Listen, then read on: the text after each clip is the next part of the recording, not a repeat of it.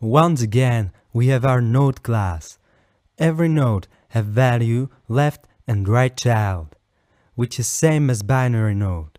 But do you remember that in binary tree implementation, we often needed to keep parent node in some variable, and it was kind of pain in the ass.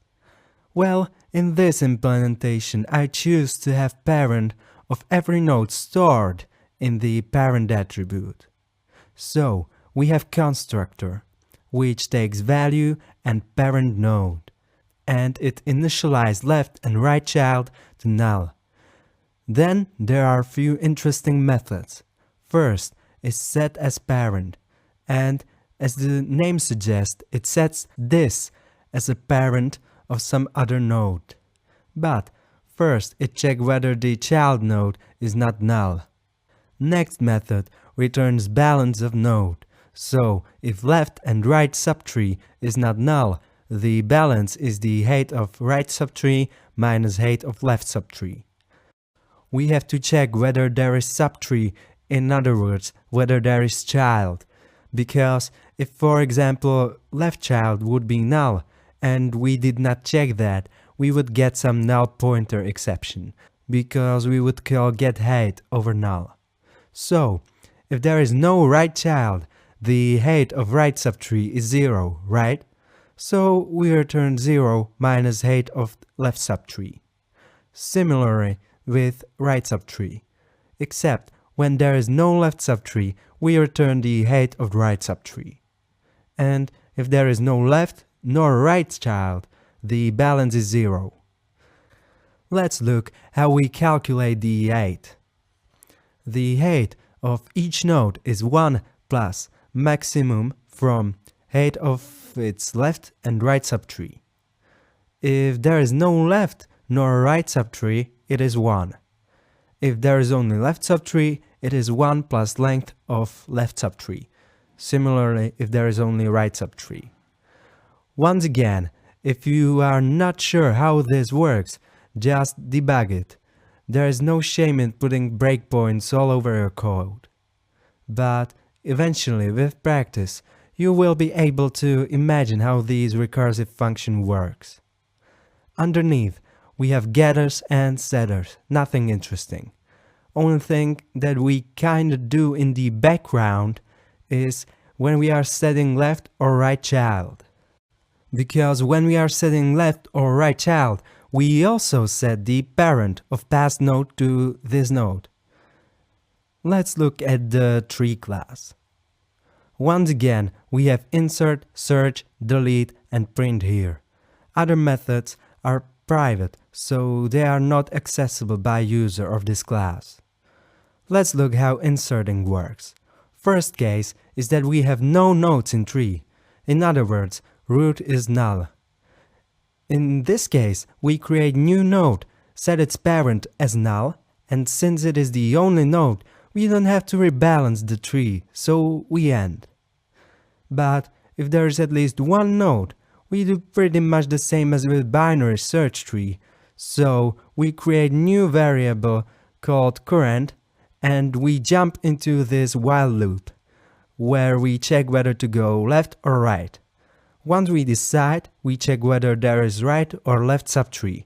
If there is not, we create new node with the inserted value and current set as a parent.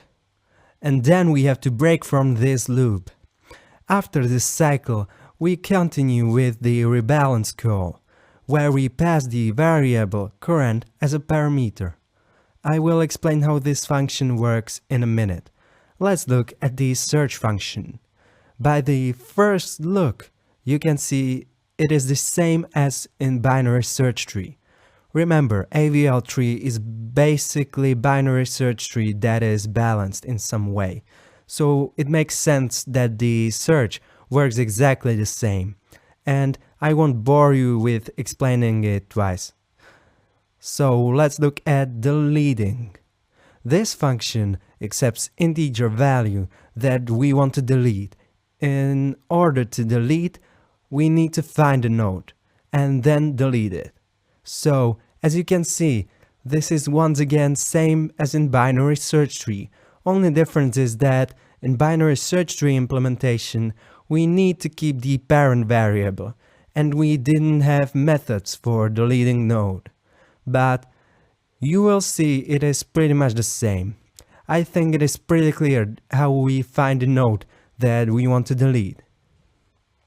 So let's look how we delete the node.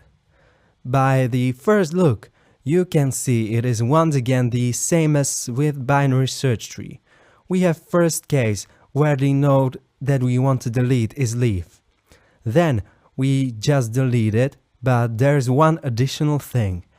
After deleting, we rebalance the tree, because tree can get unbalanced even after deleting. So second case is once again the same. This time I only wrote the conditions a bit differently. So you can see that there are a couple of options, but the important thing is that you should be able to read and understand both.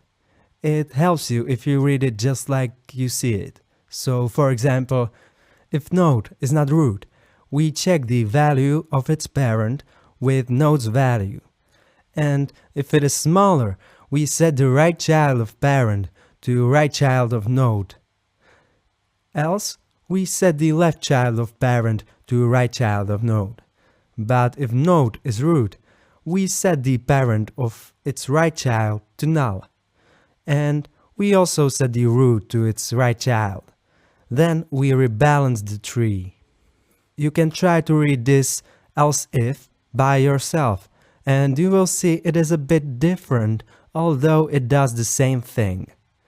The last case is that there is left and right child. Then we find successor of node that we want to delete. And once again we do the same as with binary search tree. The method that returns successor is a bit different, but the idea is the same. We store the left child into variable. We call this variable result.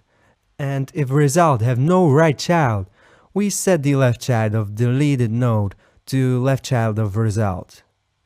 That way we kinda remove the result node from tree, and we can return it as a result. And if there is at least one right child, we jump into this cycle, and we go right while we can. If the right child is null, we reach the most further right child. So we need to set its left child as a right child of its parent, and after this we are done. Let's get back to our rebalance function.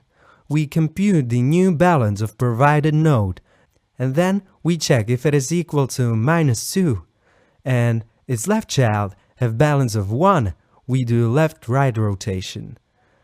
If it have balance of -1, we do right rotation. Same goes if node have balance of 2. If node under have balance of -1, we do right-left rotation, otherwise we do left rotation. And you may notice that these rotations returns a node. The returned node is the node that is now on the place where the past node used to be. I will show you how the rotations are implemented in a minute. After these conditions, we go up towards the root by recursive call on node above. And when we reach root, we end. Now, let's look at the rotations.